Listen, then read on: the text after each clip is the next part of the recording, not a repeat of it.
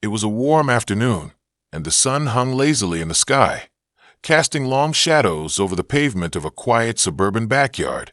A group of friends had gathered to enjoy each other's company, the sound of laughter echoing through the air. The backdrop of the gathering was simple, but the atmosphere was vibrant. String lights hung from the eaves of the garage, casting a soft glow on the small group of people who had gathered in comfortable leather chairs. A popcorn machine hummed in the corner, adding a touch of nostalgia to the scene, while the smell of freshly popped kernels mixed with the crisp summer air. Among the group, one man stood out. He was in the middle of telling a story, his body leaning slightly forward, animated with every gesture as his voice rose and fell with the rhythm of the tale. His words carried the weight of experience, yet the ease with which he spoke made it clear that he was no stranger to storytelling. His hands moved in sync with his speech, painting pictures in the minds of his listeners, drawing them deeper into the world he was weaving with his words. He had a way of making even the most ordinary of anecdotes sound extraordinary, bringing them to life with vivid detail and humor. The others watched, some leaning in, others with smiles on their faces, clearly engaged by his storytelling prowess.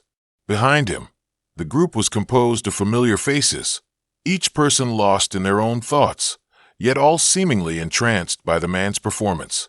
Some of them were holding drinks, others fiddled absent-mindedly with their phones, but none of them could escape the magnetic pull of his voice.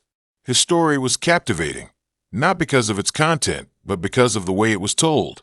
It was about a small mishap, perhaps a memory from childhood or a funny encounter at work, but the passion in his delivery made it feel like the most important thing in the world. As he continued, the group fell into a comfortable silence, occasionally laughing at the punchlines or nodding in agreement at his observations.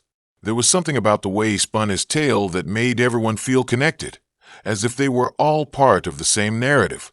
The simple act of sharing a moment, a story, in the company of good friends made the afternoon feel timeless. Eventually, the man paused, his story reaching its natural conclusion. He looked around at the faces of his friends, a grin spreading across his face as he saw the smiles and the laughter his tale had elicited.